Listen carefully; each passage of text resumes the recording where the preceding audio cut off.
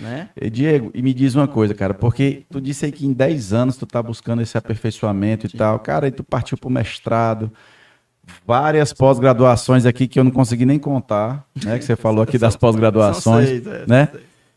E, cara, como foi que começou essa tua questão sobre a gestão? Como é que é o Diego Maurício, onde foi que o Diego Maurício começou Onde a pensar? foi o start, É, o né? start. O start. Porque assim, tu não é daqui não, é? É de Parnaíba? Eu sou um parnaibano de coração De e coração, vivência, pronto, porque é eu tô igual aqui eu. desde os 3 anos de idade, né? Hoje eu tenho 35, então são 32 anos de Parnaíba, né? Isso, eu cheguei aqui com 5 anos. Pronto, Né? eu cheguei Então, com 3. pois é. Então a gente tá quase. Ali.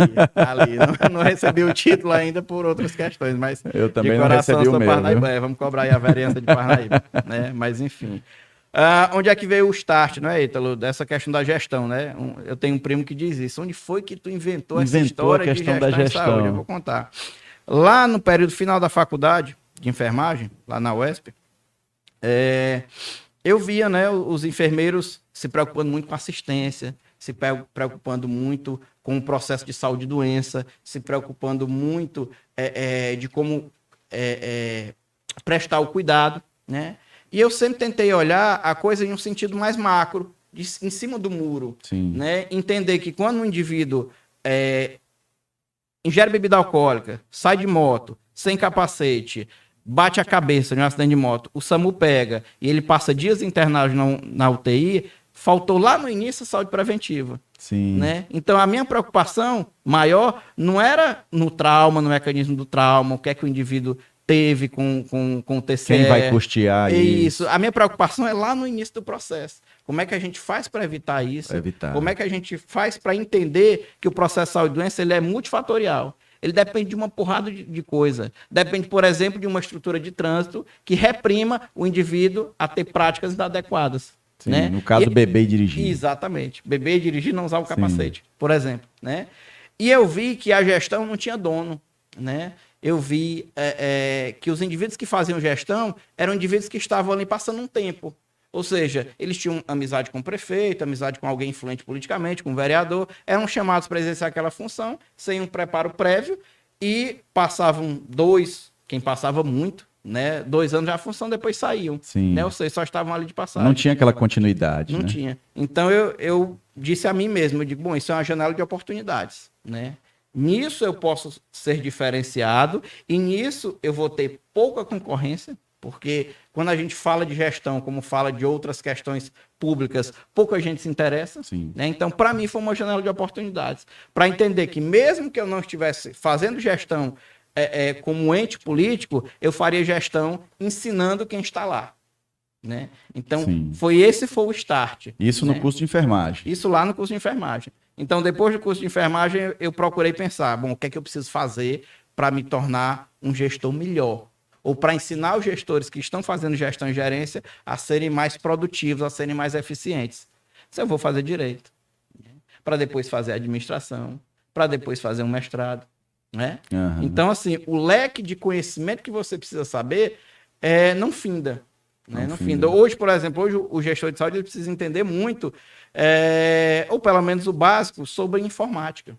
Ele precisa entender que cada equipe de saúde da família, que cada hospital, que cada instituição de saúde precisa ter conectividade, precisa ter um sistema de informação, de que tudo que é produzido vai ser informado para o Ministério da Saúde, para que ele possa pagar de forma adequada esses serviços de saúde e que esses serviços de saúde possam se fortalecer cada vez mais para que ampliem e fortaleçam seus serviços. Às vezes, por exemplo, o hospital produz muito e informa quase nada. Informa quase nada. Aí a produtividade lá para quem está analisando está lá embaixo. E não paga. E cada vez mais vai ser uma tendência o pagamento por resultado. Por resultado. Tem que mostrar a produtividade. Exatamente. Isso é uma tendência que a gente vem na última década, nos últimos 10 anos, tem se acentuado muito. Deu uma parada por causa da pandemia. Né? Porque na pandemia o Ministério da Saúde não podia apertar, né, os municípios e os estados, assim, porque senão desfinanciava os serviços e agravaria mais ainda a crise. Mais ainda a crise. Mas daqui para frente vai ser assim. Vai ter o componente fixo populacional, você vai receber de acordo com a quantidade de pessoas que você tem. E a produtividade. Se você não alcançar indicadores, se você não alcançar resultado, seu município, seu estado vai receber bem menos. E no fim das contas, quem é que paga o pato? No fim das contas, quem é que é prejudicado? O cidadão. Cidadão. Que não tem a menor noção de como isso funciona. Né? É. O cidadão não está preocupado quem é o gestor de saúde, qual é o currículo dele, qual é a perspectiva de entrega de resultado que ele tem, não. Ele está preocupado se ele vai chegar na unidade de saúde, se ele vai chegar no hospital e vai ser bem atendido. Isso. E vai ter seu problema resolvido a contento. Ele não para pensar de que a quantidade de plantonistas que tem lá é uma responsabilidade da gestão e que em muitas situações a quantidade de profissionais que está lá é insuficiente porque o serviço de saúde é subfinanciado e é subfinanciado porque não informa resultados e não obtém resultados adequados. Isso, e segue nessa cadeia aí que vai sempre prejudicando. Exatamente, sempre prejudicando e o cidadão cada vez mais refém de um serviço de saúde que não funciona. Isso. Né? Fizeram uma pesquisa agora, há menos de 2 meses atrás, para o cidadão piauiense e perguntaram qual é o principal problema do piauiense. E 38% deles disseram que o principal problema é saúde. É saúde. Né? É saúde. Então, é um nicho que deveria ser preocupação de todos. Deveria ser preocupação do cidadão, né? A primeira instância, de quem faz política, de quem faz gestão, preocupação do judiciário, preocupação do legislativo,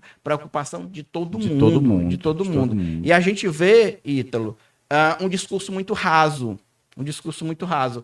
Quando você observa debates até em um nível mais alto, de governadores, de deputados, falando de que vão melhorar a saúde, eles não conseguem explicar como. É isso, Eles só dizem que a gente vai melhorar o atendimento, a gente vai aumentar esse serviço aqui e a gente vai fazer funcionar. E justamente por conta dessa falta da qualificação, né? Dessa falta da qualificação. Na maioria das vezes o cara é um médico, é claro, nada contra os médicos, mas assim, o médico, se ele quer entrar na gestão, se ele quer... Precisa se instrumentalizar. Até mesmo naqueles que, por qualquer outro motivo, quiserem adentrar ao âmbito político, a pessoa tem que ter um preparo maior para isso. Sim. Né? Porque senão fica só aquele negócio, vou melhorar a saúde, vou melhorar a segurança. Vou humanizar. Aí, sabe, aquele blá, blá, blá de sempre.